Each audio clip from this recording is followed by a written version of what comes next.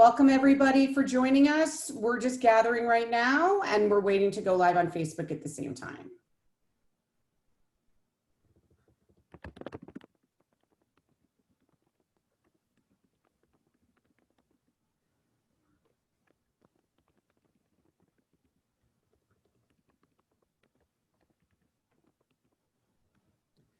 Welcome everybody as you're gathering. We are just waiting to go live on Facebook before we officially start.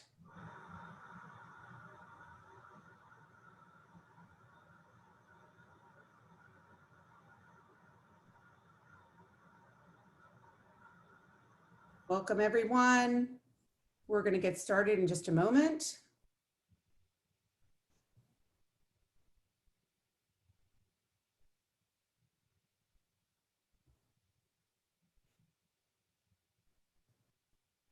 Hi, everybody. Welcome to our panel. Okay. Welcome, everybody. We're now live on Facebook. Welcome to the Disability Vote California webinar on called Words Matter, how our politicians talk about disability and race. We have an amazing and esteemed panel for all of you who are watching today, live on Facebook and through our recordings. And I want to thank you all for being with us today. My name is Judy Mark. I'm the president of Disability Voices United and one of the co-chairs of the Disability Vote California Coalition, which is a coalition of organizations and individuals throughout the state of California who are working to ensure that people with disabilities, their family members, and the professionals who work with us, that our voices are heard in the November election and that our votes are protected. We are a nonpartisan organization, and I encourage you to look at our website at disabilityvoteca.org, disabilityvoteca.org. So before we get started today, we are having simultaneous Spanish interpretation, and I would like to ask Lorna Silva to explain how to get on the interpretation. So go ahead when you're ready, Lorna. Para las personas que hablan español, para escuchar la interpretación al español, llamen al 551-241-6310. De nuevo, 551-241-6310. No se necesita código de acceso. Gracias. Thank you. Thank you, Lorna. So, at the beginning of all of our Disability Vote California webinars, we host a segment called Why I Vote, and we ask a self-advocate, a family member, and a professional to speak about why they vote from the perspective of the disability community and why it's so important to vote. So I'm now going to introduce our three volunteers for this week. I'm going to ask you as you speak, I forgot to mention this earlier, that as you speak about why you vote, please don't, we're putting these segments independently. So please don't refer to, as Wesley said, I agree with him, because you're an independent segment. So just speak on your own about what your views are about why you vote. So first, I'd like to introduce Wesley Witherspoon. Wesley is one of the co-chairs of Disability Vote California. He is also the vice chair of the State Council on Developmental Disabilities and has been a longtime advocate and expert on voting. Go ahead, Wesley. Can you hear me, Julie? I sure can. Okay, so why do I vote for? So it's basic. Voting is self-advocacy. Self-advocacy is about your choices. So it doesn't matter if it's the Peace of Freedom Party or a Libertarian or Green Party, American Independent Party, a Democrat, Republican, or decline the state. So it's your voice. It's your voice on what you vote for. And history has not been favorable for people of color and people with disabilities. So we're very fortunate that we can vote, because back in the past, people with disabilities and people of color died for the right to vote. And the best way to think of politics is think about what your values are. Understand what values that you have. That's the important thing about voting, is about what values you have. There's a lot of different issues that we can vote on. We can vote on taxes. What do you think about taxes? What do you think about housing? What do you think about crime? What do you think about foreign policy? a lot of different things. It's your choice of how to approach it. That's why we vote for it. We vote for it because it's our self-advocacy. It's showing everybody what we think is up to you. You're the most important person when it comes to voting, just like advocating for yourself. So I've been throughout LA County. I registered people of all different parties and beliefs. So I'm going to ask everybody, please go out and vote. And I'll leave from there. Thank you so much. That was great, Wesley. I'd now like to introduce Lisa Szilagyi, who is a parent and a professional in the field. Go ahead, Lisa. Why do you vote?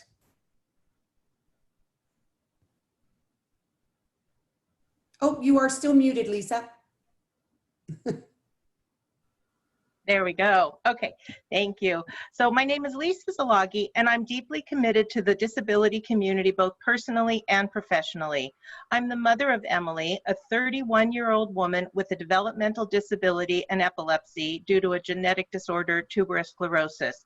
I'm also the daughter of parents and in-laws who have disabilities associated with what many of our aging loved ones encounter. I'm a credentialed special education teacher with over 18 years of classroom experience, and I'm currently the founder and director of the Aurelia Foundation Creative Steps Adult Program.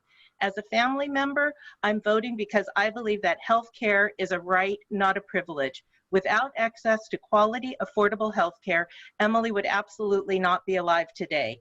We're fortunate because we have coverage that allows us to pay for her medical needs without bankrupting us. But many individuals with disabilities, including elderly family members with age-related disabilities, don't have access to quality, affordable health care. And if pre-existing conditions are once again a cause for exclusion, millions more will lose the coverage that they have. As a special education teacher, I'm voting because I know firsthand that students with disabilities suffer because IDEA has never been fully funded. Every day, students with disabilities go without the critical services because school districts don't have the funds to cover those services. As a professional and a parent, I'm voting because I believe that individuals with intellectual and developmental disabilities deserve services and supports that are person-centered and self-directed based on the unique needs of each individual. As a program director and a family member and caregiver, I'm voting for decent wages for caregivers and direct support professionals who are critical, essential workers. Without the support of these professionals, many individuals with disabilities would be unable to live fully included and integrated lives. As a family member and a professional, I'm voting for full community inclusion, expanded access to affordable, accessible, integrated housing, access to transportation and assistive technology for all people with disabilities, including elderly people, ensuring that everyone can age in place with quality supports. As a parent and a professional, I'm proud to be working with Disability Vote California to help individuals with all types of disabilities get out and vote so their voices can be heard. As so many others have said, our vote is our voice, so we need to make our voices heard. Thank you so much. That was fantastic, Lisa. Amazing. And finally, I'd like to introduce Tony Anderson, the Executive Director of Valley Mountain Regional Center and longtime advocate for people with disabilities. Thank you, Tony. Why do you vote? Thank you very much, and thank you for having this very important webinar. This is exciting.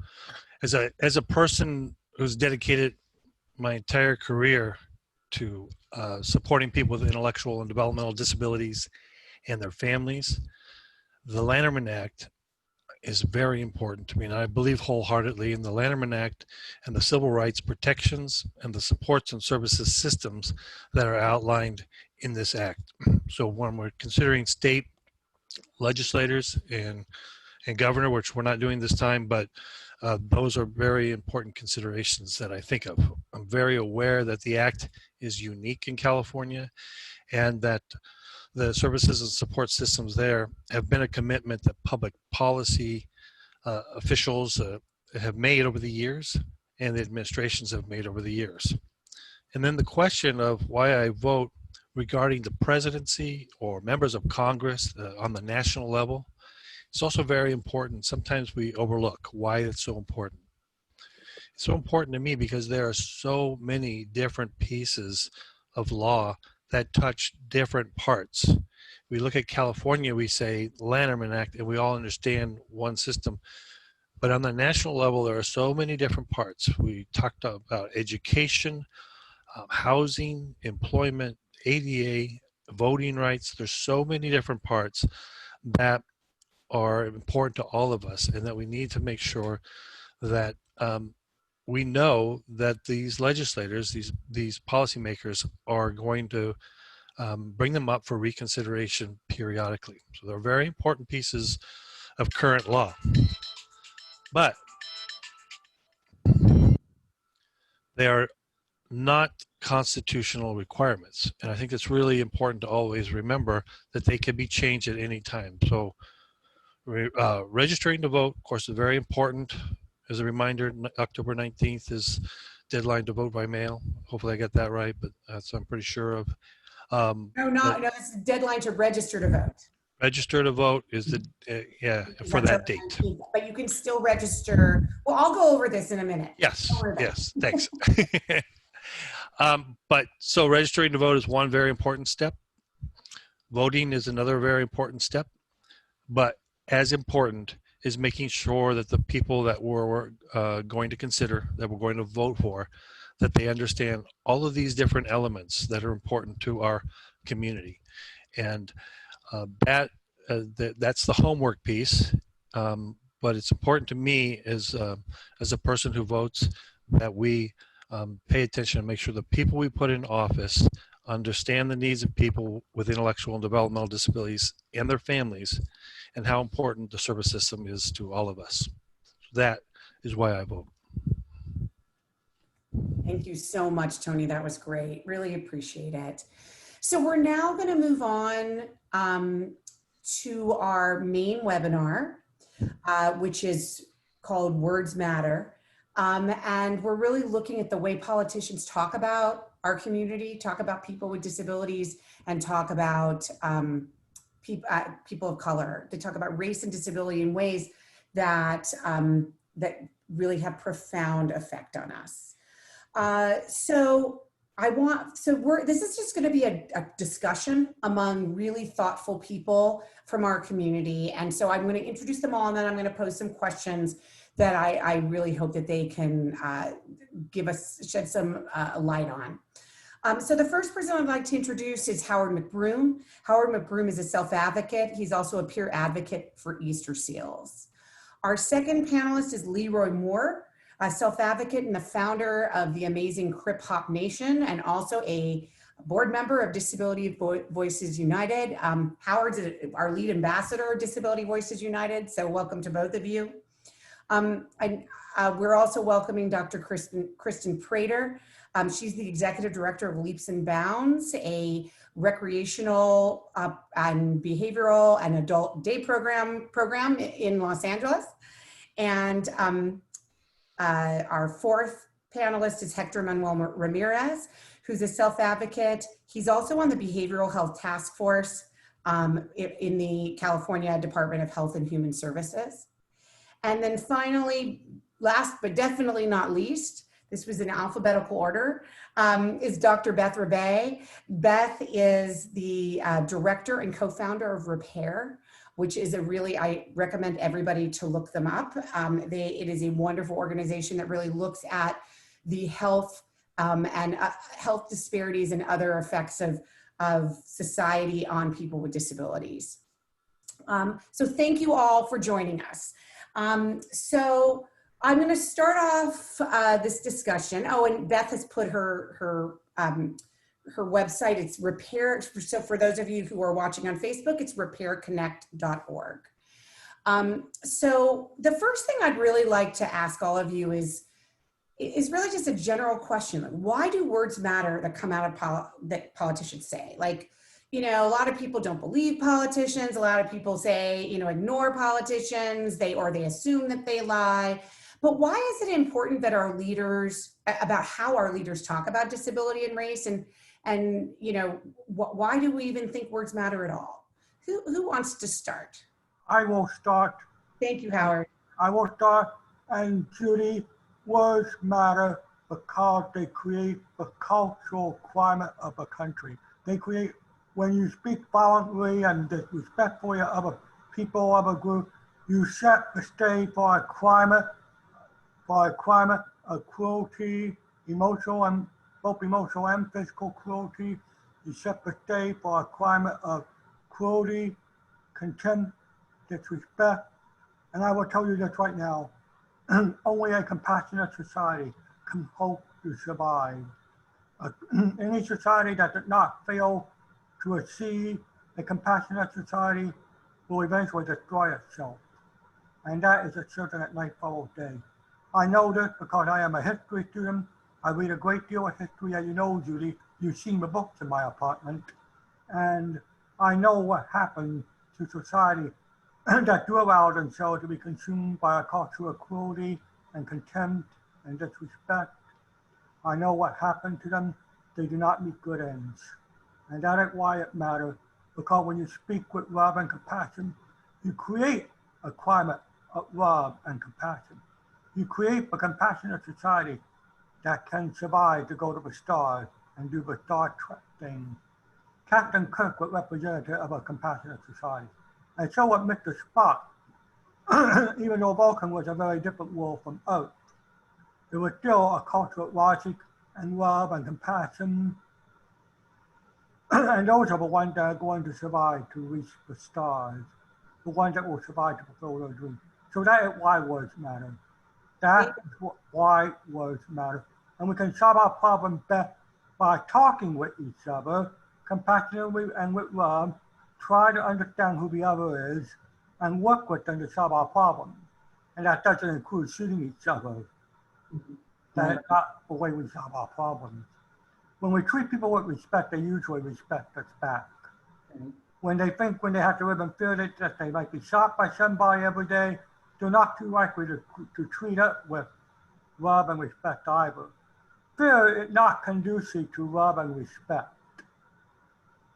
And that is why words matter.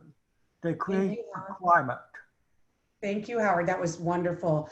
Others on the panel? We were here. Oh man, can I talk the truth? All right, the truth is, yeah, words matter, but beyond words, the history of politicians matter. I think campaigns are like Christmas Eve for kids. They will say anything and do anything just to get your vote. And we always get hooked up on the campaign promises, but don't look at the history of the candidate. For example, in this presidential election, we had a lot of candidates coming out with disability platforms, which is great, but most of the candidates were in office for decades, years. And if you go back to the history, it's like, well, yeah, you say that you're gonna enforce and fully fund IDEA, but you've been in office for how many years? It's not a new issue. So I believe, yeah, words matter, but the history matters more. And we have to get to the history of candidates. And I think in California, I saw when term limits were enforced. And I saw when we had a lot of politicians in Sacramento that knew disability. It went backwards. Out to the term limits, it's like nobody knew anything about disability. They can't even spell the word disability. So yeah, I think words matter, but I think the history, I think we should do our work before the campaign so we can have candidates really sit down with their history and really talk about the history. Thank you. That is really interesting. And yeah, words matter, but also actions and history. I agree. Héctor, Beth. Yeah. Hi, Judy. Hi, Héctor. Hi. Buenas tardes. First of all, I want to thank you and everybody else for having me here. I just want to give a visual description for folks. So my name is Héctor Ramírez. I'm Szilagyi in Mexican. And the visual description is I'm wearing a blue shirt. I'm growing my COVID mohawk at home. I gave myself a haircut, or tried to. And in the background is the 88th 30th anniversary logo. Judy, words matter a lot. I think something that we have learned, at least in my life right now, is when we hear our elected officials, or those folks that want to run for elected officials, how they talked about our communities, the way they talk about our communities, that really helps us to really get an understanding about what's in their heart and how they see us as people. I think one of the interesting things that we saw in this election campaign is how many politicians really struggle even to say the word disabled during the campaign or during their debates. And I think it's not just about what they say, but about what they don't say. And I think over the years, we have seen a lot of great evolution in policy that advances disability rights. And we have seen terminology being used change dramatically because of how we want to be spoken about, the terms that we want to be spoken about, the issues that are important to us, and how we want them to be spoken about. We know that our community really values things like self-determination, healthcare, access to employment, but most importantly, recognizing that people with disabilities are citizens that have the fundamental vote that everybody else does, which is to cast a vote, which is our ultimate way of expressing self-determination. So words matter a great deal. As somebody that's Native American, I know that very well. Oftentimes not being able to describe myself or my community the way that we do it, and having somebody else choose terms. Similarly, in the disability community, we have fought forever, literally, to be able to refer to ourselves in the way that we want to be referred to, as opposed to how about somebody else does. That doesn't necessarily advance stigma or wrong stereotypes, things that really validate not only our humanity, but our importance in this society. It's words are the currency that politicians, barter with. And if they're willing to, pay us very little, but the way that they talk, then that's just perhaps sometimes an indication of how little they will care for us. So that's definitely, a great way to get to know our elected officials. Do they know how to talk to the disability community? Do they use the words that we use? Do they know the things that are important to us? And when we're able to see that none of those things really matter, then it gives us an insight into perhaps how we can cast our votes and really support, in this important election. Thank you, Héctor. Beth, Kristen? Go ahead, Beth. Do you want to comment on this question?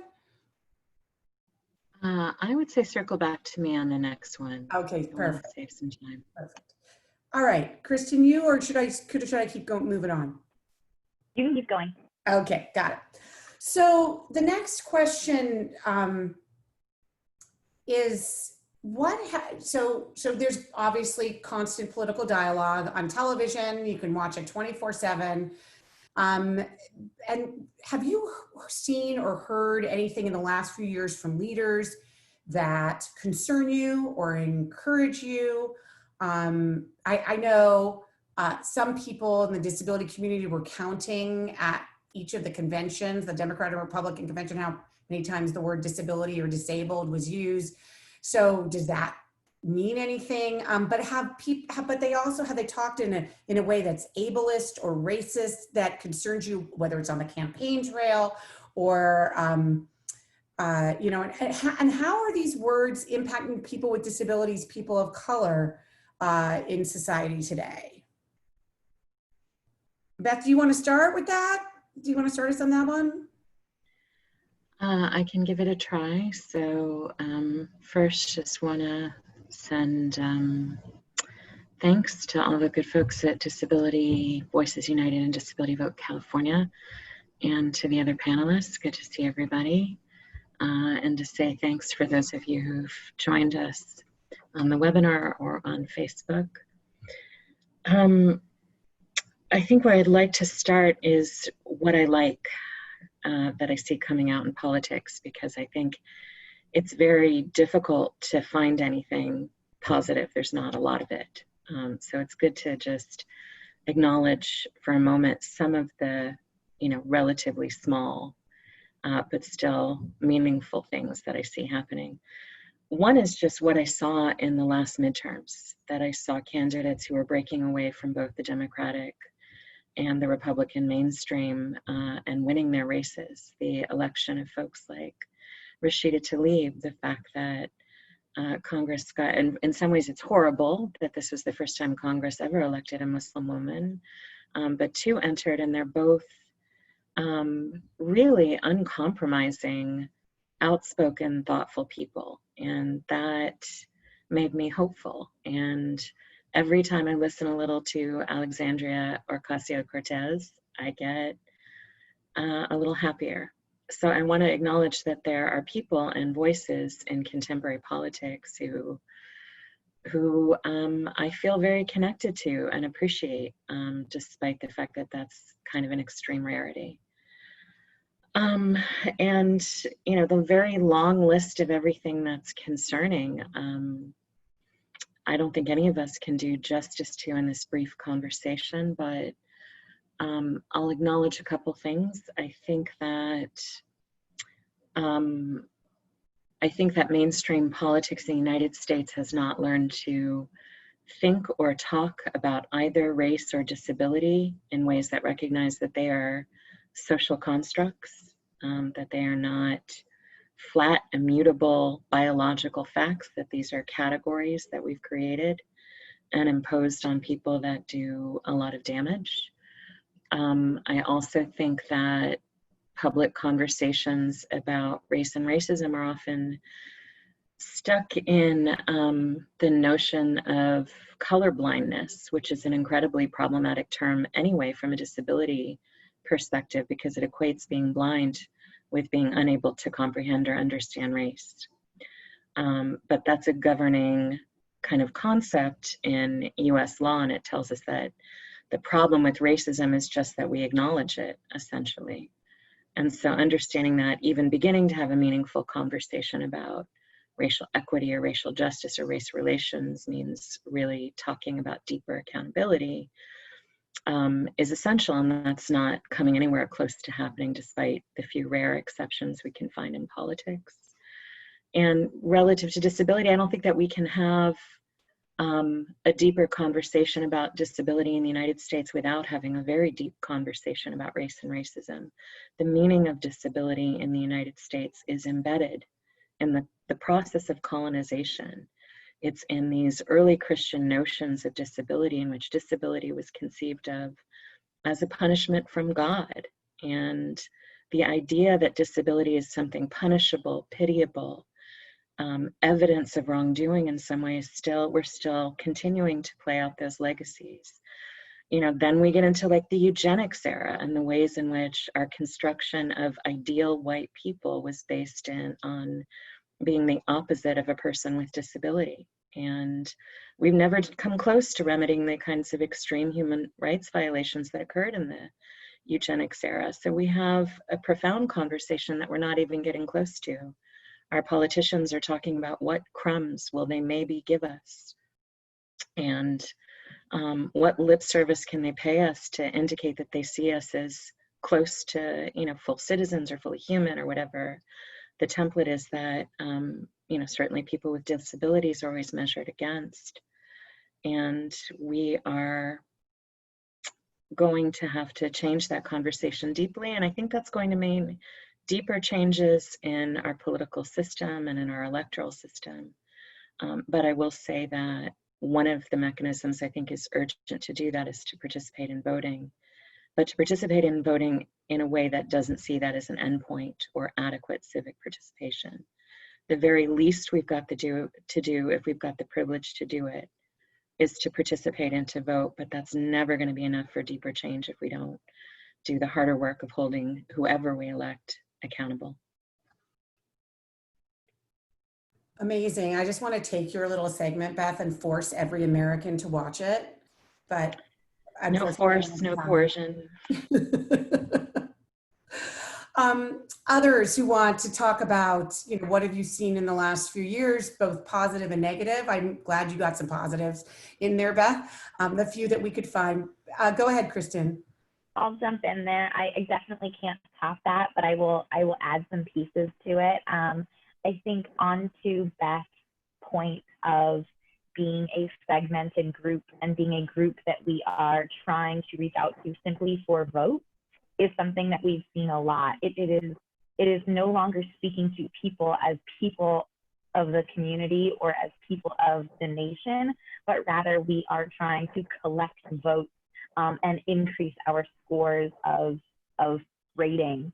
I think that the way that certain members of either party see individuals of. Oops. Are you all not hearing her either? No. Judy, what can I jump into this conversation? Yeah, go ahead, Hector, while Kristen gets her audio back. Go ahead. Definitely. So I think one of the things that we've definitely seen this past couple of years is this mixture of disability and race that is not only inaccurate, but it has been very, very harmful. I think in the past couple of years, the atmosphere towards people with disabilities, especially Latino, Native American, Black, and some of our immigrant folks has really been denigrated. We hear messages that if people are going to be allowed to migrate into this country, they have to be able to be self-sufficient or contribute to society, and no people with disabilities should be allowed to migrate.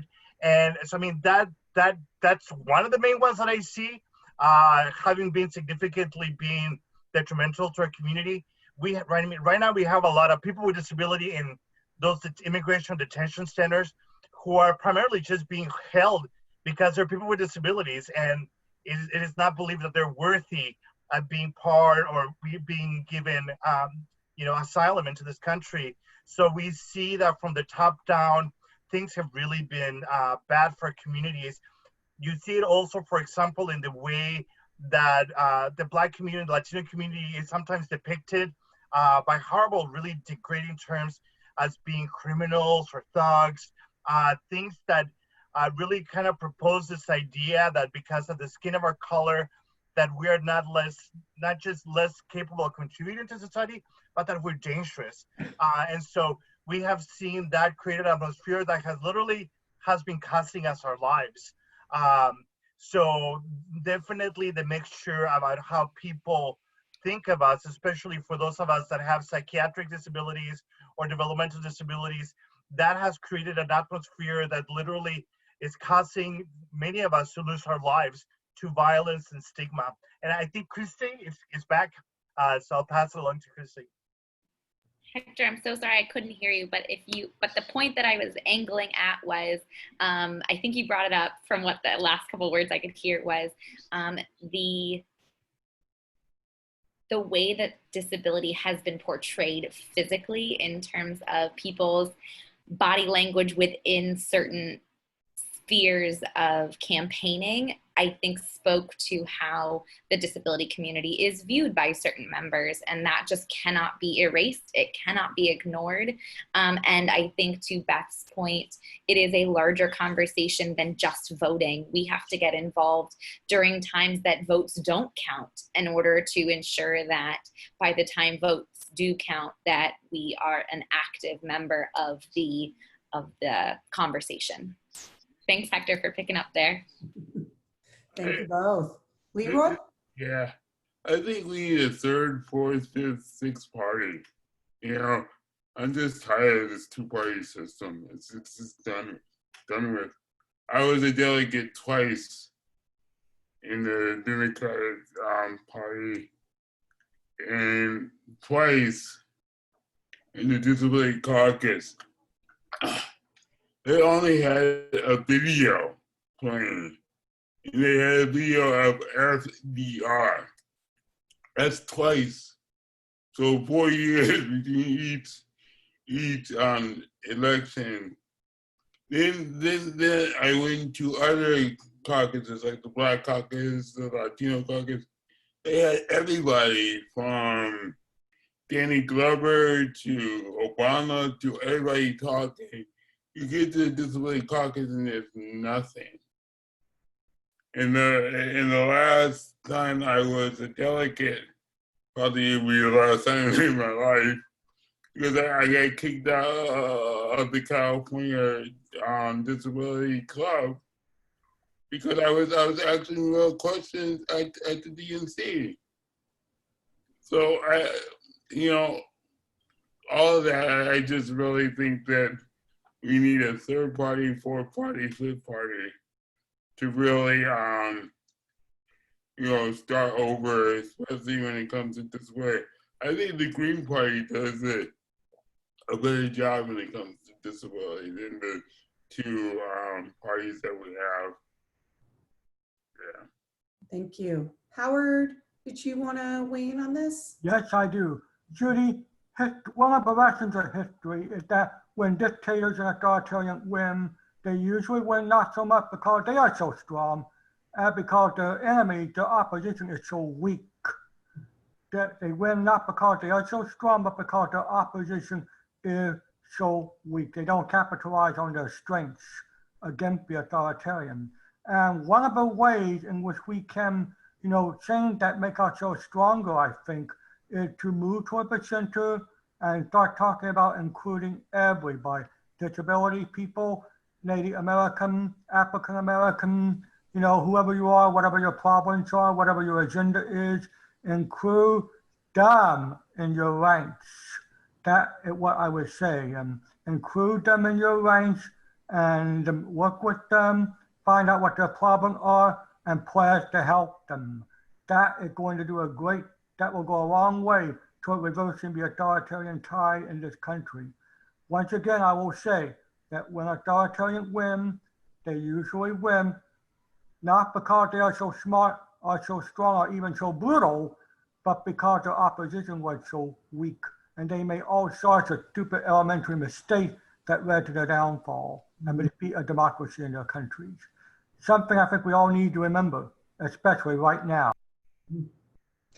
So in the past, thank you, Howard. So, it's interesting because I agree that disability has barely even been a mention, and when it is, and we demand in the two political parties for people to pay attention to our concerns, it is an afterthought, although I believe that we're an afterthought in mainstream civil rights movements as well. So it's not just in political parties, but I have seen at least in the last few years, so I'll give an example of something that you probably all heard about that happened just in the last few weeks, that there was a man who's supporting Vice President Biden for the presidency who did an interview with him. He has ALS and he uses a voice output because he can no longer speak using voice. And a member of Congress actually doctored the output of his voice and changed what he said. I'm wondering if 10 years ago, the outrage, I thought there was a lot of outrage to that. Maybe it was just politically expedient outrage, I'm not sure, but there was a lot of outrage to it. And I'm wondering if 10 years ago, there would have even been that much of an outrage. People would have just said, it's what he meant, or that's not really his voice. But, I'm kind of wondering what you all think of what happened there, or, in other circumstances where people use very ableist language, things like, wow, I didn't even know, oh, you don't look disabled, those kinds of, what they think is actually a compliment, or even using terms that are very, very common among parents in particular, certainly in the autism community, I hear it a lot, as a parent of a young man with autism, where people use the functioning terms like, oh, well, my son's high functioning.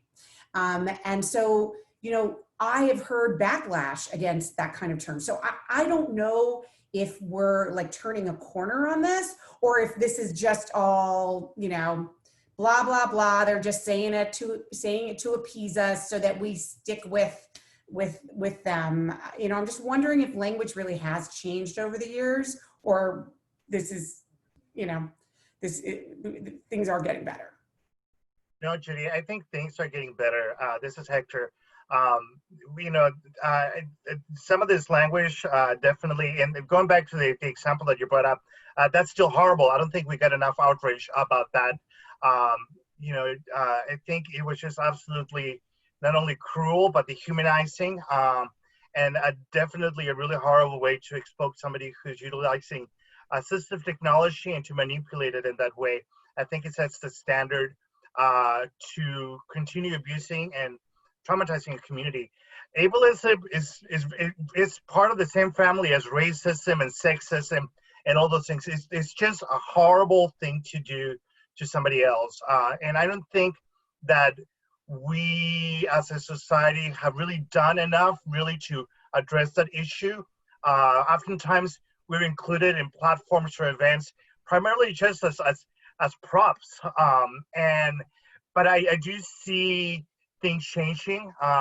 In this election cycle, we have seen a variety of different disability representations, some of them positive, some of them not very helpful at all. But you know, we've definitely have had more of a say than we've ever had. And that's because we're recognizing that 1 out of 4 people have a disability. That means 1 out of 4 people can cast a disability vote. And that was pre-COVID. Now with COVID, the number of people with disabilities is a lot higher, a lot higher than that. I mean, I'm gonna just say that everybody in the country has been dealing with some sort of mental health issue because of COVID. And that's a type of disability. So I think a lot of people are becoming a little bit more aware about the struggles that we deal with and how our representation is just so important. But we're going in the right direction, but we haven't been anywhere near close to that. You know, we've had presidents that had mental health conditions that were afraid to talk about it. We have, you know, people in the White House with disabilities that never really get highlighted, or people appointed to office, and that is changing. That is changing dramatically. And that's why I think it's important to really help to elevate the voice of elected officials that not only represent that, but are able to respect us as human beings. But that video, that doctor video, was absolutely horrible. Yeah, thank you. Others? Leroy, are things getting better? I think I know what you're going to say because I know you pretty well, but go ahead. I think we make things better. We don't wait till the politicians to make things better. We do their work for them. We push them to do the work. You know, Justin Dark pushed Bush to sign the ADA. He didn't wake up one day and say, "Oh, I'm going to sign the ADA." You know, we push them. So we just need to continue with that, and we need to really step up and say, you know, if you're not going to do it, we're going to sue the government. You know, I go back to the IDEA. I mean, it's atrocious that this law hasn't been really fully funded, and really fully enforced. We should be laughing at them. It's like, oh, you're not getting one disability vote until you really do it 24/7 full thing. So, you know, yeah. My thing is, you know, we continue to push them, and if they don't move, then we'll just run for office. You know.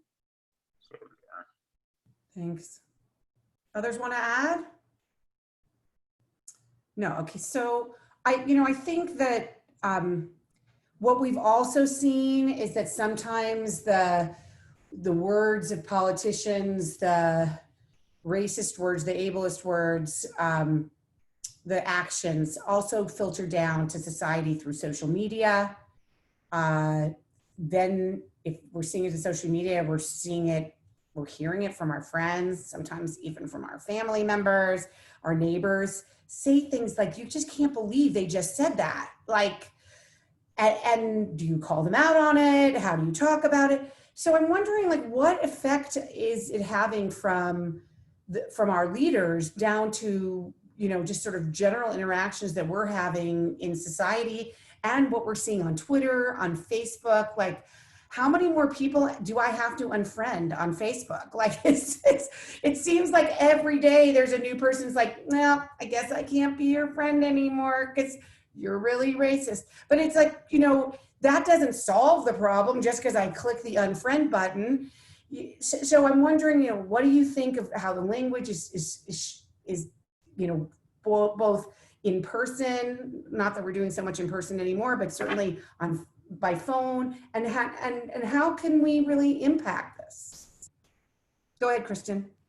So this is something that I'm super passionate about. I think that at some point in our history, we have stopped having conversations, right? So the advent of social media has made it so easy to just throw something up online and have it be my truth or your truth. And we're no longer dialoguing with one another. We're no longer even disagreeing to that point because the facts are so watered down and they're not as transparent as they once were. So I think one of the biggest things with language is to continue having dialogue and to continue engaging with one another. And it's okay to say, hey, Judy, this is your perspective and I respect that, but this is my perspective and this is why I believe it. Or this is why I'm voting for this person. I don't like that they A, B, and C, but I do really respect that they are taking a stand on this because it's important to my life in this way. I think that is one of the biggest, you brought up social media, and I think that's one of the biggest things right now that has been a barrier, quite honestly, to political conversations and language and words that are impactful, because we are able to hashtag something and then it becomes what the platform is, versus really engaging and understanding why Leroy votes the way Leroy votes, or why anyone else has the perspectives that they have. So I think one of the biggest thing is engage in dialogue and full conversations of dialogue, not just Facebook memes or one-line conversations, but asking people why they are voting or why they have that opinion. And I think that would really not only continue the conversation, but expand the conversation so that we really do begin to understand one another again. Thank you. Others thinking about social media or how people talk to each other? Judy, this is Héctor. You know, I think when people talk like racist, we don't allow that. I mean, we don't. I think sometimes it's not enough to just be, for example, not to be racist is not good enough anymore. You have to be anti-racist. You have to call it out. The same thing with sexism. You have to be anti-sexist. The same thing with ableism.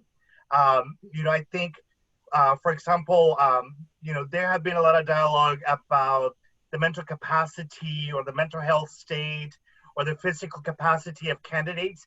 And everybody sometimes throws it out to demean the candidates, and they don't realize that when they do that, they're really creating, you know, an environment that doesn't really contribute to this important conversations.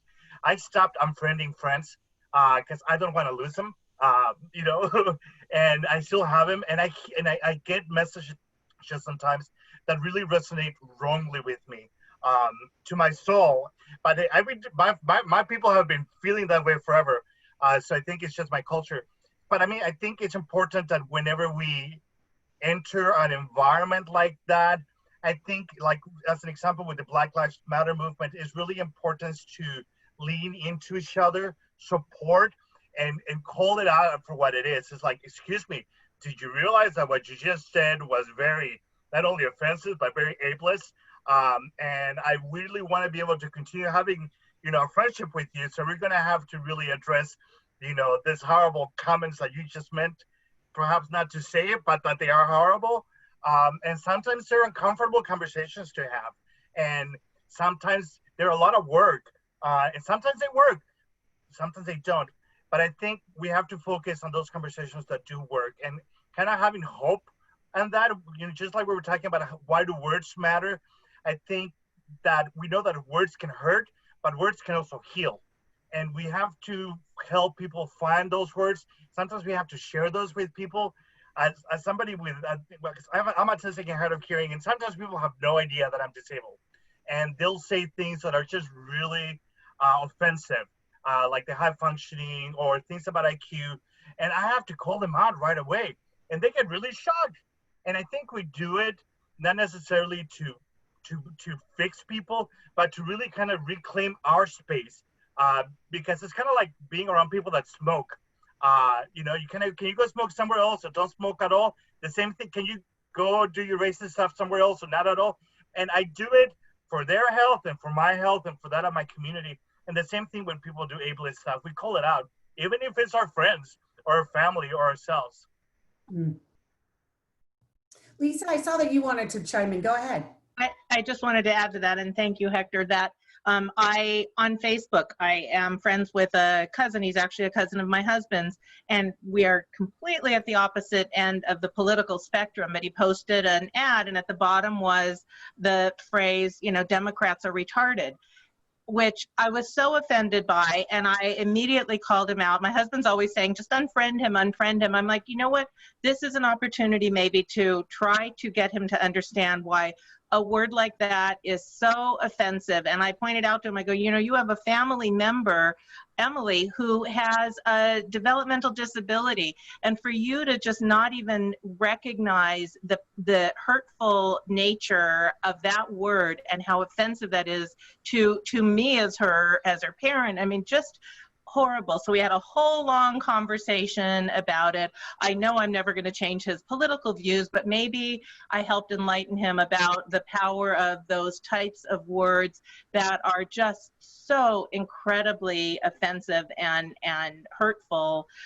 So, I agree with you. I keep thinking maybe I should unfriend some of the people that post these things, but I think that, we've all talked about it, and I think the importance of having that dialogue, and like Howard said, just modeling the type of language and the type of respectful interactions, and just trying to educate other people. As a mom, all the years with Emily, where we were out in the community, and prior to when she started, using a wheelchair for some of the outings that we were at, people would make such hurtful comments because she didn't look like she had a disability, but she did. So people were making rude comments all the time. And you learn to know when you can have that dialogue and educate somebody, and try to teach them and try to enlighten them, and try to maybe give them a better understanding of what we might be going through as parents and family members. So I just wanted to add that. Thank you. And one thing, Go ahead, Howard. one thing I would say, Judy, it never close the lines of communication. Never close a door. Always keep the door open. Always keep the lines of communication open. If somebody says something like that to me, Democrats are retarded, I would ask them, what makes you think so? And then take it from there. That is what I would do, because we just can't be as disrespectful as some of our opponents are. If we react automatically like unfriending people or putting them down, we're just making the same mistake they are. That's not something we want to do. We want to keep, the name of the game is to get people talking. And when we tell them, say, well, what makes you think so? And then do you know why I am a Democrat? And then tell them. They that might not change their mind, but at least to keep the lines of communication open. Yeah. Thank you. I don't know. I think sometimes you have to close it. Sometimes when you get up to age 52 something, you have to say, okay, I've been trying to educate you for decades. I gotta close this and move on. For example, most of the people, liked Obama, and although Obama did good things, we have to realize that he did some really bad things that affect the disabled community.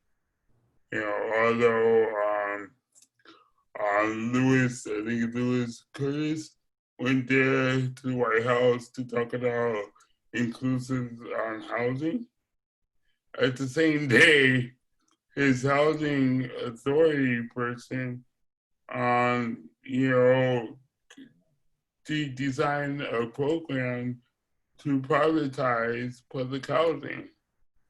No matter that program is the only program that Donald Trump lifted up and is continuing today.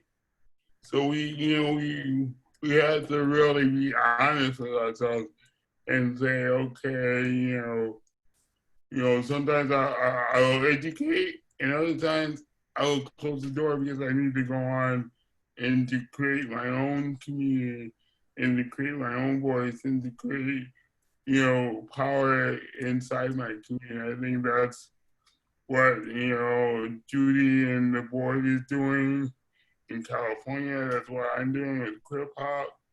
It's like we have to create our own power in our own community. Yeah. Thank you. Beth? Well, I've got a lot of different thoughts, and I'm sort of still having to just make decisions about which ones to wrap some words around. But what I'll say is that I'm a big believer in dialogue, and that's true for me as a teacher, and it's true for me as a person with a lot of disabilities. It's true for me as a survivor of violence. It's true for me as a feminist. It's true for me in all my racial and social justice work.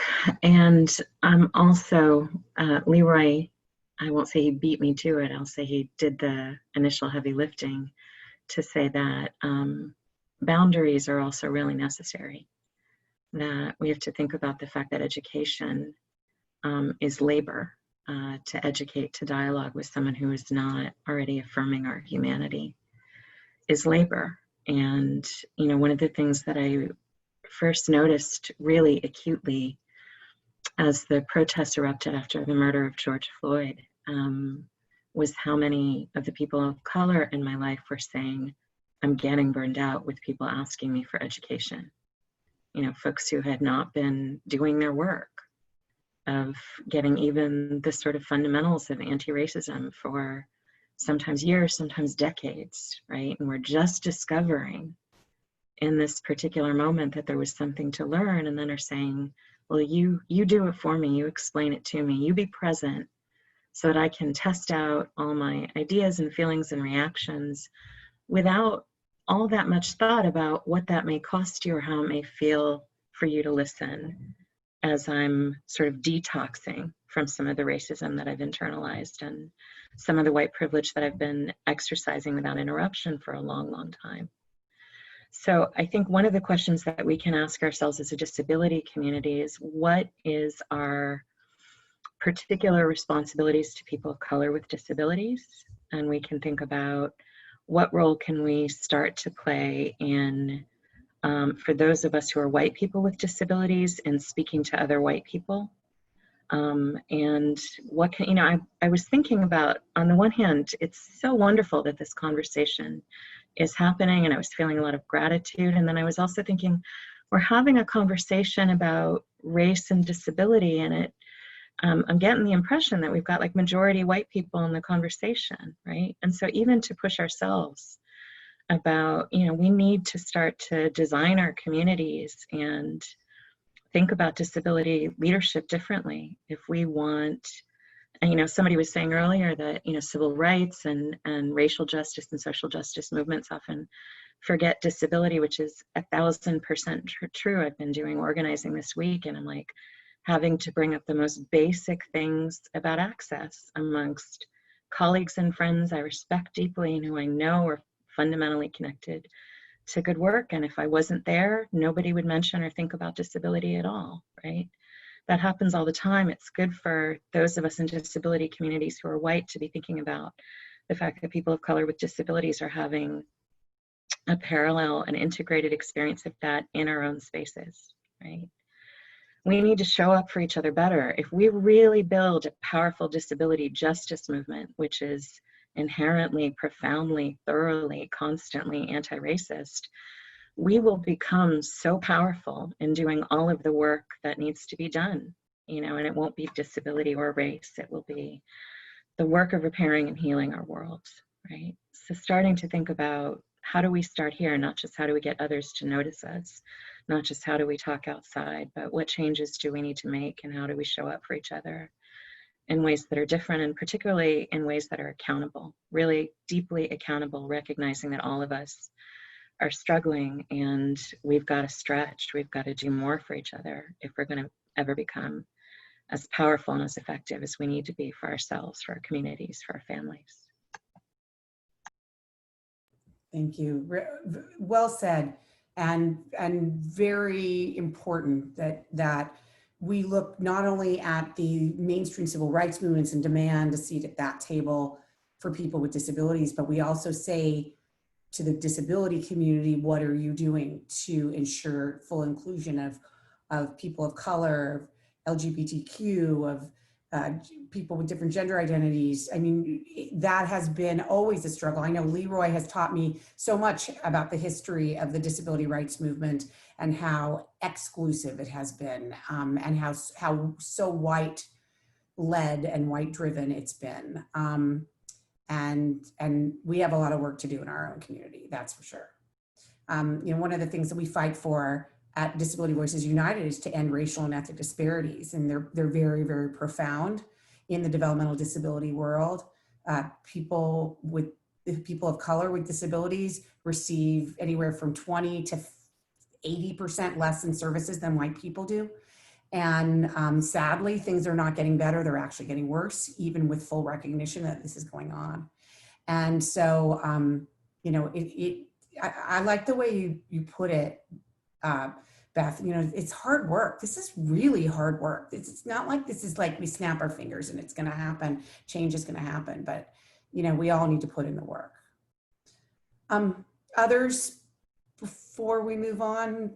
Okay, so before we move on to our last set of discussion questions, I wanted to let people in the audience know that if you have a comment, a question that you'd like the panelists to react to, you can do that in one of two ways. You can put it in the chat, or you can put it, my preferred way is that you put it in the Q&A, because that way I can find it easier. You can find the Q&A. It's at the bottom of your screen. It actually says Q&A and has two little thought bubbles next to it. Go ahead and write your questions or comments in the Q&A, and I will relay them to the presenters. Judy, can I just make an observation? Yeah, go ahead, Héctor.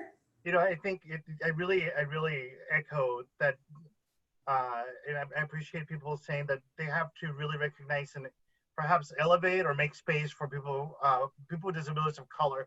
And I definitely agree with that. I think is very important. One of the things that I've been hearing a lot lately for some of my peers who identify as not being of color and having privilege is I hear them saying is like, you know what, I'm not going to take that position in that board of directors because I don't want to take that space from somebody of color, or I don't want to apply for this job. And I'm really, really surprised that I'm hearing that primarily in my disability community. You know, and I think that's really, really good. Because I think over the years, we have seen a significant amount of exclusion, intentional and then non-intentional also. And so oftentimes when we have representation, you know, we get advocates who might have been struggling for years, and when they come to the table, finally, they're not in the best mood, rightfully. And so I think sometimes not recognizing that we have, a lot of our folks have been really struggling to be heard, that when we finally get heard, oftentimes it might not be, you know, what they think it's going to be like. Oh, they're going to be really excited and we're going to have bonfires. And it's like, no, we have a lot of work that we need to do. And so I think recognizing sometimes that because a lot of people of color, we have been struggling, when we come to the table, we're coming with our injuries. And so we have additional intersections that we have been struggling, and we're not one single issue people, especially, you know, our women, our people of color. And so I think it's really important to recognize the trauma So having a very kind of like a trauma-informed approach to being inclusive is just so important. And I'm glad that that space is being created, you know, passionately in this disability community, like with Crip Camp, and having young people come along the way.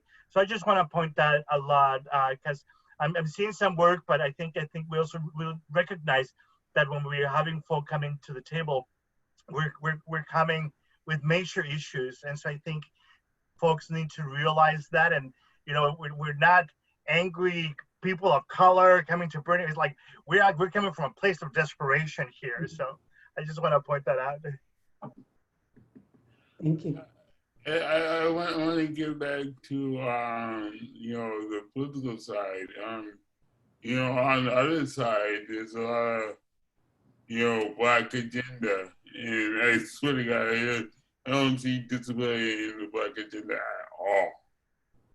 But once again, our Black community needs an education. You know, and it's strange to me because outside of the U.S., there's always educational campaigns that happen in different countries around disability. Africa has a huge education campaign that goes all through Africa.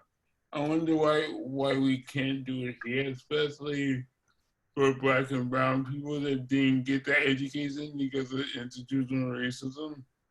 We need that education, you know, and I'm so glad to be a part of the National Black Disability Coalition, because we're finally, you know, getting the recognition and you know, the resources to do that campaign. But it's just interesting that in different countries they had educational disability campaigns, but in this country it's nothing. You know, after ADA was passed, of course, you know, we had campaigns to educate people about the ADA and to implement it, but it's just, after that, it's just gone. So yeah, I think this country needs to really refocus on what, you know, disability and, you know, race means. And also, I mean, at this time, this is, it's such a unique time. We need to really challenge, you know, disability institutions. You know, because after this COVID stuff, we can't go back to what's been happening. We just can't. If we do, then we just lost the opportunity. And I mean radical changes, you know, not just, you know, edges, radical changes. Agree. So moving on to sort of where do we go from here? It's like, so I wanted to ask all of you, how can we do better? Now, how do we do that hard work to demand from our leaders to not only speak about people with disabilities and people of color with more respect, but also act? I mean, obviously, we're here to encourage people to vote. So voting is definitely one of the actions we're encouraging everyone to take. But, you know, that we can make sure that things are moving in a direction that we're demanding it to move in. And then, you know, also part of that is, you know, how do we disagree? How do we keep that dialogue going? Like how can we do better in keeping the dialogue going? Some of you have already touched on this a little bit, but, you know, I can tell you just in the context of the question, a little story in that at my regional center, which some people I know are in the audience from my regional center, there's been a lot of disagreement at board meetings, like a lot of very passionate disagreements. And some of those have become very personal, and there's name calling, and it's become really quite ugly in my opinion. And, you know, how can we even as individuals with disabilities do better to even talk to each other when we disagree? And then even in addition, some people with disabilities really shut down when there's disagreement. So just having dialogue is really hard because they don't like when people are very curt with each other or really, kind of raise their voice. So, it's just a whole set of questions, but how can we move forward as a community to demand that our leaders do better and then do better ourselves? We do it by following the rules of advocacy. And the rules of advocacy are simple. You tell people who you are, what you want, what you need, and why you need it. And most important of all, you tell them why it's in their interest to give it to you. Because why should I give you something that's going to benefit you, but not me? So that is what we do. We follow the rules of advocacy. We tell people who we are, what we need, why we need it, and above all, that it is in your interest to give it to us because it's going to benefit you as well as me. And that is what you do. You create a climate that is not emotionally violent, a safe environment. You create a safe environment, and you say that. And when you sit down, you set the ground rule. You say these are the ground rules. No emotional violence, no personal insult, nothing like that. This is a discussion about how we can help each other and move forward, not about venting our spleen on each other. And those are the rules of the game. Those are the rules of emotional intelligence. Those are the rules that will lead to a compassionate society eventually. And that is how we move forward in my book. Thank you. Others? Héctor, how do we move forward? We move forward like we've always done, like our ancestors have always done. I think one of the things, one of our elders we were talking about something like this just recently. One of our elders reminded us about what runs through our veins. It is the blood of our ancestors. And it's a daily reminder that we keep going, even when things get hard. And sometimes there's people that you're just not going to agree with on everything or anything, and that's the way it is. But that doesn't mean that we put up with it. Michelle Obama's statement, when they go low, we go higher, and if they go lower, we go higher. And that doesn't mean that we smile as horrible things are being said or done to us. We put a stern face and we do the work that needs to be done. I know right now it's so exhausting for so many of us, if not everybody here, to be advancing and really kind of finding a commonality. But that's one of the things that we do. Why do we wake up in the morning? Why are we here? To advance disability rights. We find that one thing that we all want, that one thing that unites us, and we hold on to that and we keep pointing it to people in the disability community. That's disability rights. And we keep bringing that up. It's like, you want your disability rights. The same thing for people of color. We want health equity, racial equity, and so I think it's important to really elevating those things so that so many competing issues are coming our way, and is demanding attention, that we elevate that one thing, that we have been fighting for, and we keep going. And progress is slow, but it's sure to happen. And the only way that it's going to happen is if we keep at it. And we just got to remember that our disability ancestors, because we have disability ancestors, have done a great deal for us to be here. This is our time. We will be those ancestors for the next generation, and they will rely on the work that we did, just like we rely on the work that our disability ancestors have done. And we just follow that path. At least that's from my perspective. That's great. Thank you, Héctor. Beth? Thanks. I'm just still taking in Howard's and Héctor's answers. How do things get better? I looked up a quote as I was listening by Aurora Levins Morales, who's one of the founders of the disability justice movement. And this is it. And again, I bear no credit for this. This is from Aurora Levins Morales from her book, Medicine Stories.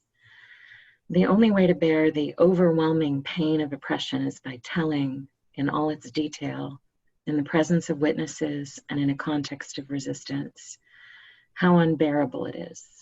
If we attempt to craft resistance without understanding this task, we're collectively vulnerable to all the errors of judgment that unresolved trauma generates in individuals. It is part of our task as revolutionary people, people who want deep-rooted, radical change, to be as whole as it is possible for us to be. And this can only be done if we face the reality of what oppression really means in our lives, not as abstract systems subject to analysis, but as an avalanche of traumas leaving a wake of devastation in the lives of real people who nevertheless remain human, unquenchable, complex, and full of possibility. So that's a quotation I read periodically when I'm thinking about how to bear with and struggle through and work through some of the challenges that come up in social justice work. I try to really hold that there's no one I'm interacting with, even people who frustrate me or who I feel in opposition to, or who position themselves as, and in some moments absolutely are, my enemy, that we are collectively in a context of tremendous trauma, and just an acknowledgement to Héctor for already raising that. And that when we talk about how do we talk to each other and what words do we use, those are vital questions, and it's important to acknowledge that it's not just what do we say or how do we stay in conversation, but acknowledging that so much of what we say is profoundly hard to articulate because we're carrying generations worth of profound trauma. And so our ability to not just speak, but to listen deeply and to listen in a way that's politicized, historicized, to think about the concept of being an ally and not just the ways that we want other people to be allies to us, but the ways in which we can become allies to one another. I think that's one of the most profound things that helps us get better, right? We have to think about how do we show up for each other. We have to think hard and keep reflecting on and think about and then act on all the ways that we can practice solidarity. What does it mean to keep showing up for each other? What does it mean to not appropriate and not try to own or try to speak for, but to really become deeply identified with the need for everyone's liberation, right? For everyone's healing, for everyone's safety, not in a criminal justice sense of, policing and public security, but genuine safety, knowing that the things that matter most to you are secure and that it's in your power and your community's power to protect them. And so, I believe in storytelling. I believe we need activist work, and we also need to be coming together to really hear each other, and especially to listen to stories of people who are usually not getting heard. And beyond that, I think just at a policy level, we have to push for a tremendous investment in mental health. I think it needs to be almost as urgent and in many ways part of the work of addressing global warming. If we don't start helping each other heal more, then we are not going to be the people we need to be to solve the massive planet-threatening problems that we need to solve. Thank you, Beth. I love that quote too. Do you mind putting the name of that author and the book in the chat for folks? Leroy, did you want to add to the discussion, or Kristen or Howard? Yeah, I would just say, voting is just one day. We have other days in our lives that we do excellent work behind the ballot, behind the media screen. Some people won't see it until we pass away. But we're doing work right now that's incredible. I'm involved with Port Magazine. They're building houses. They're doing all sorts of work. Doing queer pop on an SSI dollar budget. And finally, media is knocking on my door. And I know that time is going to go away too.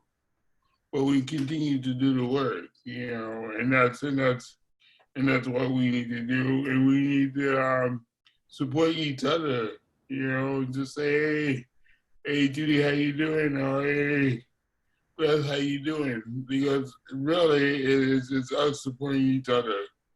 You know, elections come and go, politicians come and go, grants come and go, media come and go. But if we have a strong support, a strong network that keeps on uplifting us, and you know, we can write the policy, we can write the law, we can write our future of what we want. You know, beyond the ballot box, beyond the foundation grant. You know, yeah, this is us supporting each other. You know, when the media is off and the cameras is off. Thank you, Leroy. Howard, how do we do better? How do we demand more respect from our leaders? Oh, you might have answered this question, but if not, go ahead. Can't remember. How do we move ahead? Again, I would say we have. I would say that we have to convince our leaders, both in the Democrat and Republican parties and elsewhere, that we need to do these things in order to build a compassionate society, because only a compassionate society can hope to survive, and only a society that respects truth can hope to solve a problem like global warming, for example. Global warming, the laws of nature are not subject to political control by anybody of any political ideology.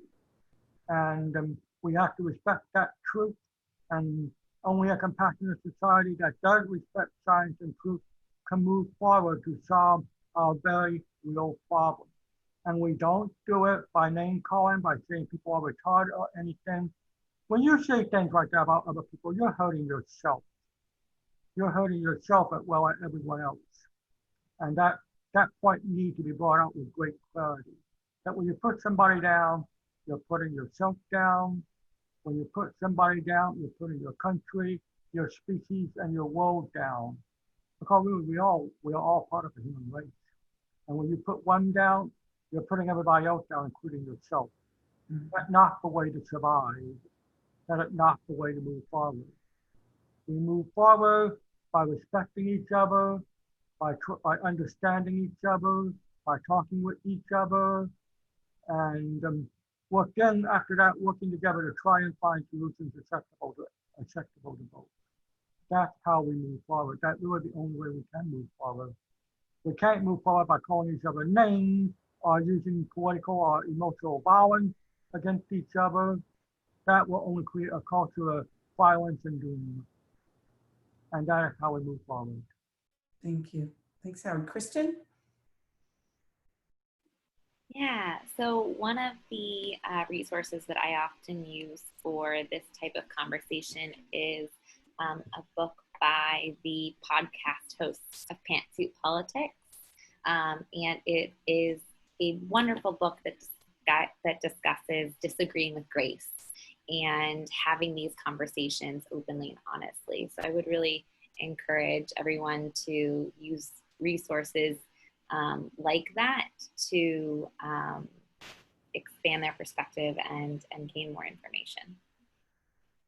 Kristen, let me ask you a follow-up, because this whole topic was, came from an idea that you and I talked about many, many weeks ago. Because of people with disabilities that you work with who have to negotiate, have to figure out how to negotiate, have to figure out how to disagree with respect, how to talk to others when you don't necessarily agree with them.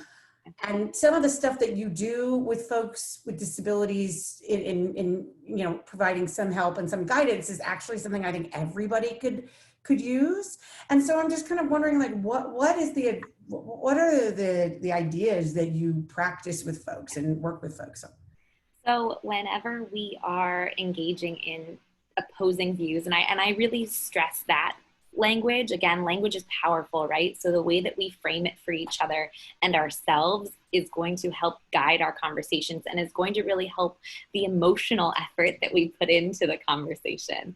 So one of the first ways that I like to discuss having opposing views is to start with a visual, right? Visuals are often touted as something that are very helpful for individuals with disabilities, but the truth is that visuals are helpful for anybody and everybody.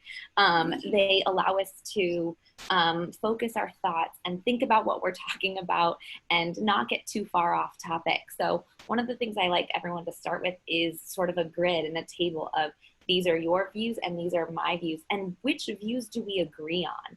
I think that one of the things, especially in today's political climate, is we really are so wrapped up in the things that we disagree on that we stop having conversations about the things that we do agree on. And I have a feeling that in many conversations, that list is actually a lot longer than the things that we disagree on.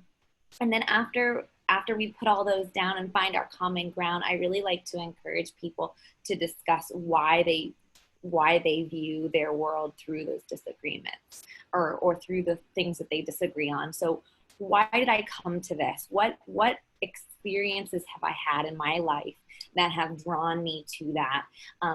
And use it as a dialogue process with the other individual to learn and gain more information. I think so often when we're disagreeing, I know that it happens at my Thanksgiving dinner table as well. And with Thanksgiving coming up, I think that this might be something, hopefully more of us are able to gather than not. But what experiences have we had, right? We all come to the table with different experiences and those shape our views, but often we are also holding those viewpoints because we've heard someone that we love and care about hold those viewpoints. So what is it? Are we finding those things because someone told us that was what they believed, or are we holding those viewpoints because this is our experience? And really just dialoguing, I think that is something that's really helpful.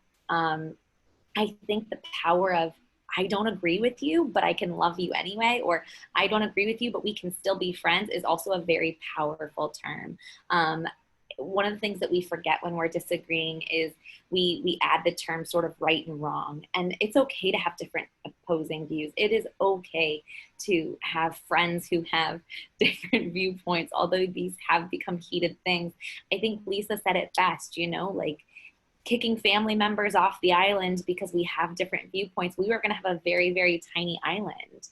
I think one of the things that makes the world so great is that we have all these different opposing views. It is a little bit Pollyanna of me. I will own that from the beginning, but I think that if we can learn from each other and build on those experiences, I do think that we can find common ground more quickly. Yeah, so since I'm the one that started this kind of kicking people off the island thing by unfriending them, I want to be clear that I don't actually unfriend them, I unfollow them. I've done that too. I don't have to see their crap, but they have to see mine. So that's probably even worse. I don't know. Which may or may not be more passive aggressive, right? I have to say, like Leroy, I have gotten to this point in my life where when people are very, very disrespectful, they're posting incredibly racist things, I come from many years of being an immigrant rights advocate. A lot of times I see anti-immigrant memes or propaganda. I mean, I see it for a few years, and then I'm in this point right now in my life. I have to admit it, and maybe I'm wrong, and you guys should definitely try to push me back to the light, but I can't even be around them. And whether that now I don't have to physically be around them, thank goodness, but I can't even be around them virtually because it's kind of like my own mental health that I have to live in my own little bubble right now because things are so bad, everything's so bad. It's like apocalyptic, particularly in California with the fires and the pollution, and we can't even, like, we're not allowed to be indoors with friends, but you can go outdoors socially distant with friends.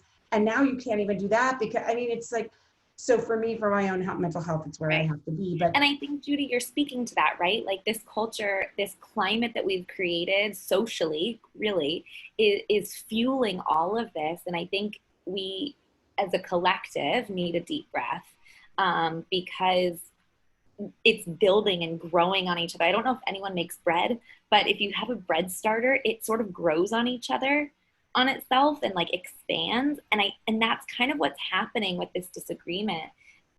sort of culture that we're creating is it is so easy to unfollow someone, or it is so easy to unfriend someone, that taking those hard steps, especially in the climate of we cannot even gather together and have that hugging and physical closeness, is just the easiest answer.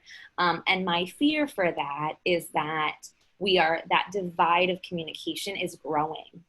And what does that do for our generation, let alone the generation of children that are coming up underneath us?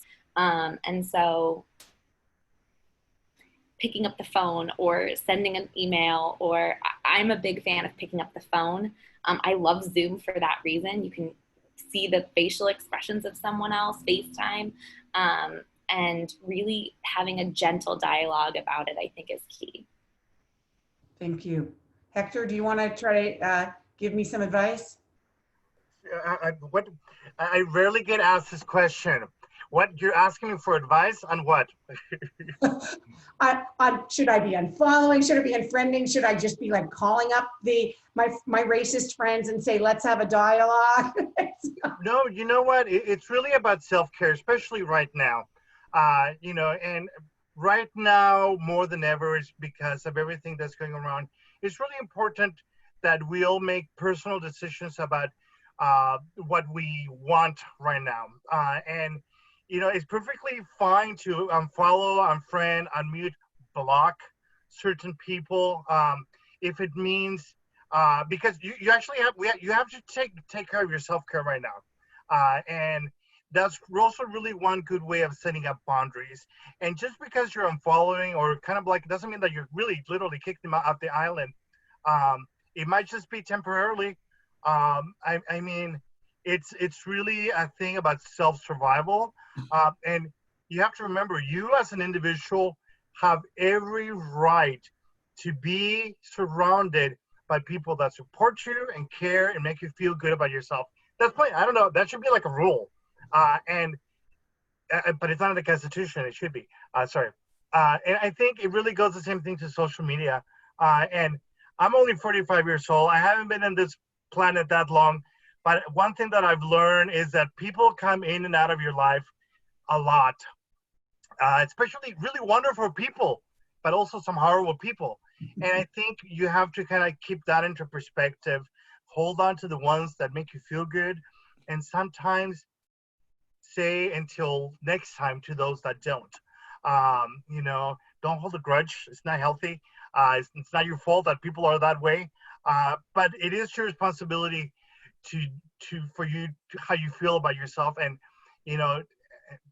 friends come and go, family the same way. And I think the one thing that survives is you. So you do things to take care of yourself. Find those that you agree with. I remember when I met Judy, and I'll share a Judy story. Judy and I didn't agree. We didn't get along very well at the beginning, primarily because of me. I am a very shy person sometimes, and whenever I find people that I'm very similar with, they scare me. And I used to be very scared of Judy.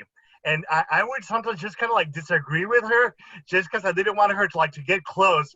And I'm like, nah, I do not like Judy. Judy and I used to sit on a board of directors for Disability Rights California. And that was for me an old thing that I used to do, to kind of really push people, because I'm afraid of losing people that I like. And I did not want to lose Judy. I did not want to get to know Judy.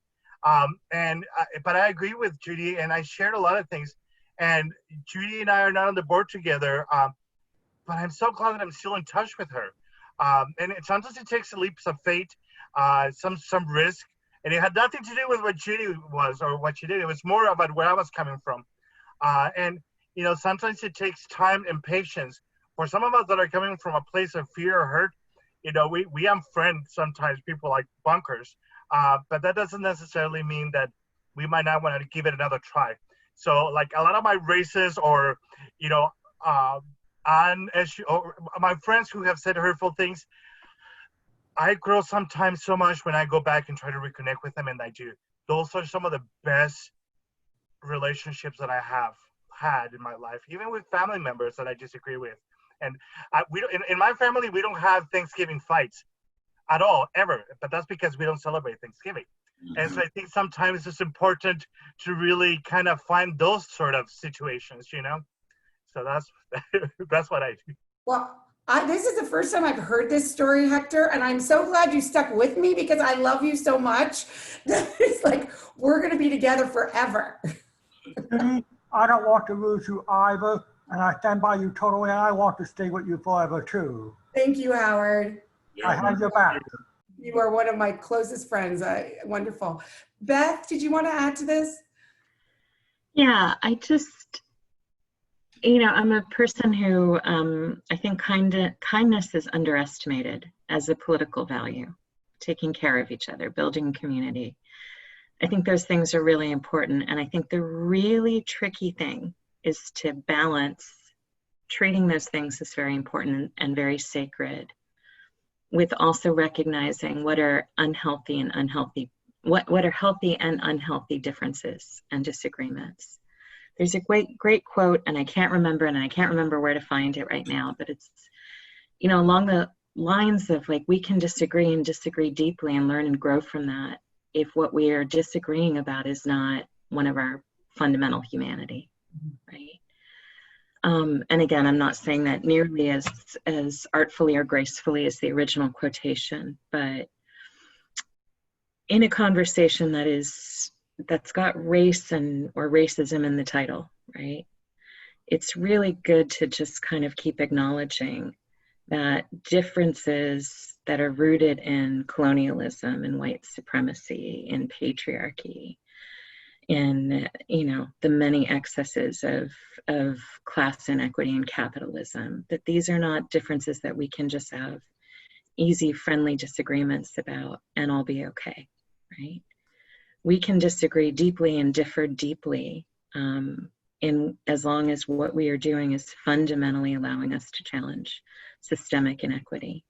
If that's not the goal, if that's not what we're getting towards, then it's not just disagreement. It can become interactive verbal violence, right? So I think starting to think hard, you know, in this sort of seemingly trivial but actually important question, when do I stop talking to people, right?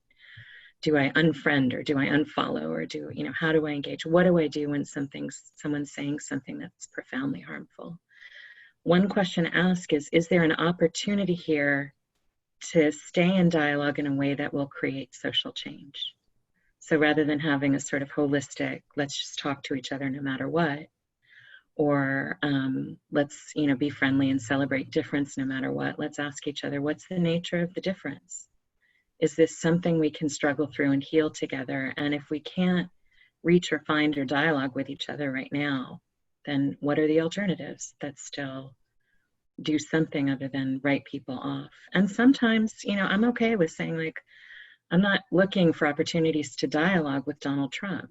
You know, I'm done. I just want to get him out, right? And so we can also think about, you know, there are a lot of people who we can have deep disagreements with and still struggle to be in community with, but let's acknowledge that sometimes the nature of those disagreements are incredibly painful because they're about oppression. And so the work of choosing to stay in that when you're going up against that oppression should be recognized as hard and sacred, and not something people always should or have to do. Thank you. Lorna Silva, who's our interpreter, our Spanish interpreter, found the quote by James Baldwin. I believe this is it. It's, we can disagree and still love each other unless your disagreement is rooted in my oppression and denial of my humanity and right to exist. It's a beautiful quote. Yeah. Leroy, did you want to add? Yeah, I totally agree. I think for me is that, and I think for you, Judy, too, is that we're trying to build something for the next generation. So if that person or that thing is stopping that and it's taking too much of my time, and I just have to move on, because I know that I'm building something for, you know, for people that come after me.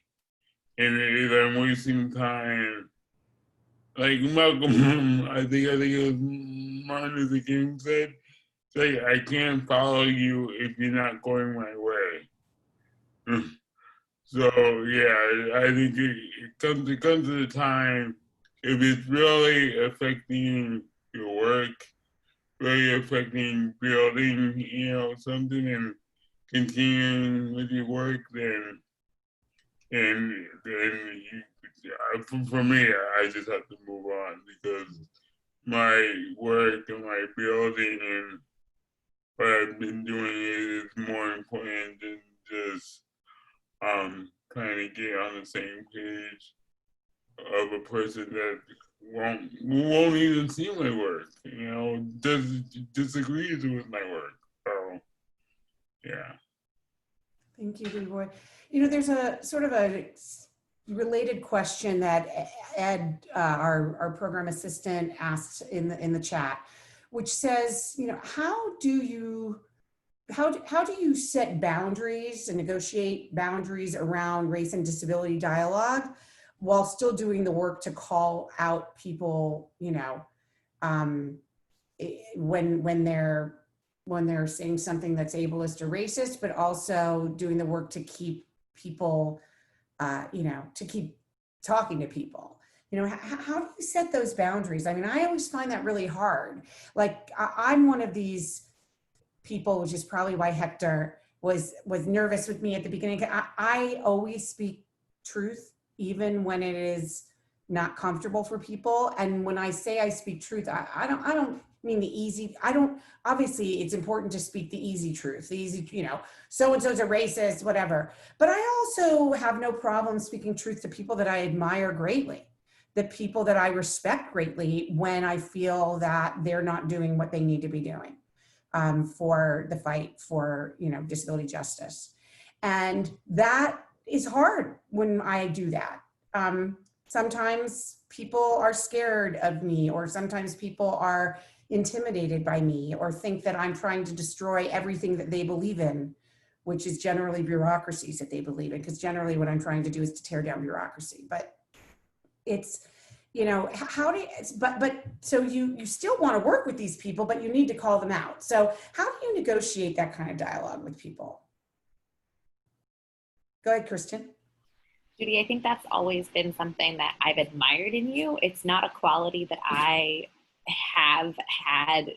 I've grown into. When I met you years and years ago, I was a little bit younger, and you still look very young, by the way. Thank you.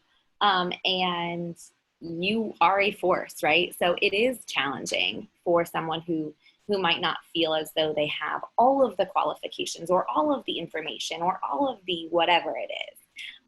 And they're even discussing, as you said, those that you admire, or those that have high power, or those that are at the top of something. I think the first and foremost, as Beth said, is to set boundaries. So these are things that I'm comfortable with. These are things that I'm not comfortable with. And gaining in that skill, that's an advocacy skill. That is something that we can all work on, in terms of being able to say, like, what you said doesn't work for me because it's not kind, or it's not, or it's racist, or it's ableist, or any of those things. But practicing and engaging with those that you can rely on, and that will have your back, I think, is a good start. And they're not always available. The great thing is that Judy's always willing to pick up her phone, and will happily have these disagreements with you and practice them. But I do think it's important. And one of the things that I've encouraged some of the people that I work alongside is, if you're not comfortable, grab someone who is. Take a buddy with you. There's nothing that says you have to go at it alone, or that you have to be the sole bringer of the information. So create a team around that and help bring your message forward. I know, Judy, you're fantastic at that, clearly. I always appreciate friends helping me out, though, let me tell you. Others on that, how do you create boundaries around dialoguing about disability and race while still maintaining that relationship with that individual who you may have fundamental disagreements with? It's so funny you ask that, because my work in the last 2 years or so is really, going back to my Black community and knowing that, I have wounds that are wide open because a lot of my Black community don't understand disability, and they're so ableist. It's like, wow. But I had to realize that we had to start to ground one. And if the person has an open mind and an open communication, then we can start with ground one. But if that person is closed off completely, then I have to move on. But it's really testing, because I put out on a term called Black ableism, which is so true in the Black community. Black ableism is so rooted going back to slavery. So, how do I talk to them when, the ableism is so high? But I had to realize that, I have to start with ground one and really be there 24/7 to make sure that they can come to the next level, and make sure that, because of education, they can continue to grow. So if you see that growth in them, and it's like, okay, this is going good, let's go on. If you don't see that growth in them, and you see the slam door in their face, then it's hard. It's like, okay, I have to move on to another person. The community is large. The community is not one person. So that's how I've been dealing with it lately. Thanks, Leroy. Other ways to think about it? So I want to actually turn to just one final question before we end, and this is it's something that I think about when I talk to you, Leroy, but I want to hear from others as well. So you had mentioned, I believe earlier, and then somebody had actually asked for the link of the National Black Disability Coalition. If you could just, I believe that was you, Leroy, right, who talked about that? Could you tell us a little bit about what that is, but then also answer this, is like, should there be the National Black Disability Coalition, the National Latinx Coalition, the Disability Coalition, the Indigenous Disability Coalition? Should we have these separate coalitions, or should it just be there is an expectation in the disability world that there is inclusion of all peoples with disabilities and that there's diversity in the leadership, or is it both? So explain to me why the National Black Disability, what it does and why it exists, and your ideas about the broader question. Yeah, so the National Black Disability Coalition with Jane Dunham and other people, myself, is, comes out of the work of Jane Dunham and myself of years and years trying to educate and advocate for the Black community.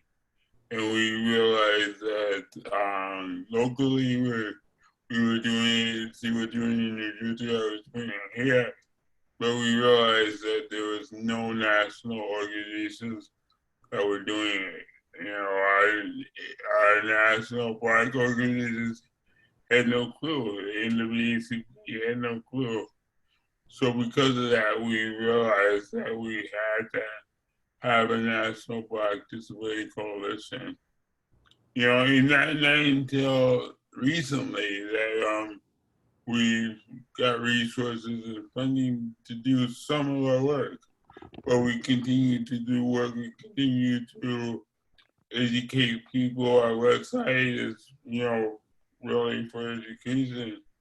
And your second question, I've been thinking about this for years and years, and my previous advocacy was for people of color with disabilities. I started one of the first disability organizations for people of color back in the 90s called DAMO.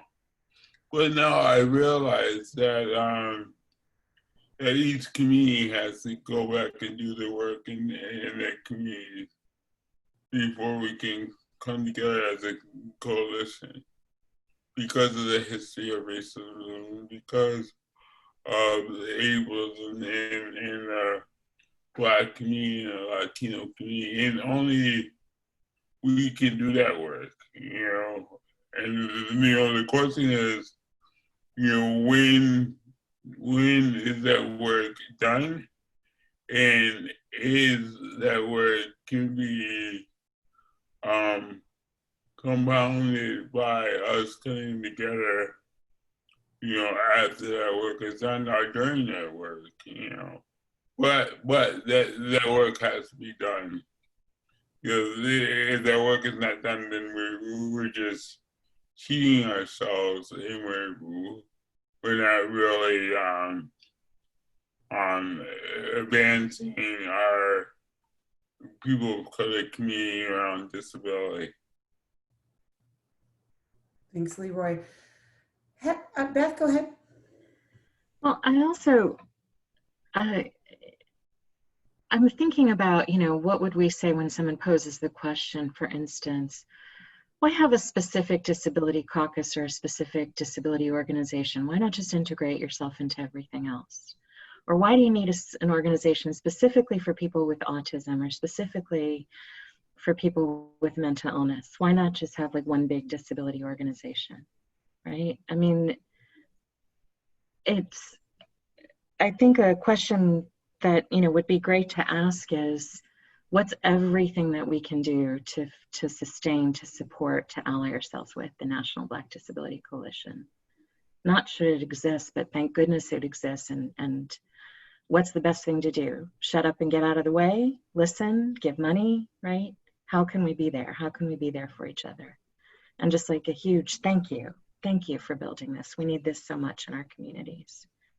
So it's good to ask the question. If it's got to come out, it's got to come out. But let's think about, like, when we ask that question, one of the things that we're saying is, I don't know what the, I don't know, why do people with disabilities who are Black need space? And if we don't know that, then that's the question to answer, right? Why aren't other spaces working? Why aren't they functioning, right? And then to be grateful that there's something that's working to change it, because we know we need that. So. Yeah, I completely agree, Beth. And when I ask that question, I want to make it very clear that that is not a question that I believe. I would never, I believe that we need to have we have to flourish with organizations that people can belong to, that people can feel involved in, that they can help lead. We need to have multiple ways for people to lead within their own communities, in small communities and big communities, rural, urban, whatever it is. But I also believe that we do need to unify at times when it's important. Like I was just writing something yesterday about how there are days that I feel really down because I just feel like people with disabilities have no power. Like, we have no power. And it's just like, shit. It's like, how do we keep going? Like, it's so hard to keep going every day, because we just, it's certainly in the space that DVU often works in, which is often just the developmental disability world. We are just the last to be consulted when it comes to decisions that affect our lives so much, and that we are on the bottom of any kind of hierarchy of things. And so it's very frustrating to me. So for me, I think there are, while it is critical that we have ways to flourish, that we have ways to support each other, and we should support every group that exists, I also believe there are times when we have to unify and to say, you know, we have power. We have power, and we are grabbing that power right now and really trying to insert ourselves in a way that where we are the leaders, where we are in charge, as opposed to other people. You know, I say this all the time. I do a lot of trainings of Spanish-speaking parents, and I say it all the time where they say, oh, I don't want to question this person has a PhD, or I don't want to question what they're telling me because they're an expert. And I say, yeah, but you have a PhD in your child. And you understand, you gave birth to them, they're little kids now, but you get them, and then they will start to self-advocate as they get older. And you know, there is this power structure within our, at least the developmental disability community, that is profoundly backwards. And so, you know, we always call about pulling people together, and voting, by the way, is one great way to gain power, but it is just one day, as Leroy said, and we need to be building on these efforts, which is why this coalition is so important, and building on the efforts that Disability Voices United and Repair and Crip Hop Nation and others have. We can be unified and still respect each other's individuality. Mm-hmm. Exactly. So, so with that, I'm going to thank our amazing panel. This was an incredible discussion, and people have asked how they can watch this if they had to get off early. We always post all of the webinars that we do on the Disability Vote California website, which is disabilityvoteca.org. We also, Disability Voices United has a YouTube channel, and all of these videos are also on our YouTube channel. You can also find it on our Facebook page if you'd like to go back and sort of take notes on some of the amazing things that have been said. And so I really, really want to thank, first of all, Wesley, Lisa, and Tony for telling us about why it is so important to vote from the disability perspective. And I want to thank Howard and Leroy and Kristen and Héctor and Beth for your incredible wisdom, your grace, and your graciousness for joining us today. Next week, we will be back same day, same back time, one Thursday from 1 to 3 p.m., where we're going to be talking about what are the issues at each of the different levels that we should be asking our candidates about, from city to county to state to federal levels. And we will be having experts and advocates from the disability community at each of these levels talking to us about some of the key important issues that are playing out right now in these different levels. Thank you for having us, Judy. Thank you for having us. It's been a wonderful webinar. Thank you, Howard. Thanks to all of you. Really appreciate you. And please, everybody, stay safe out there and be kind to each other. Take care. Bye, my friend. Bye-bye. Thank you. Bye, everybody.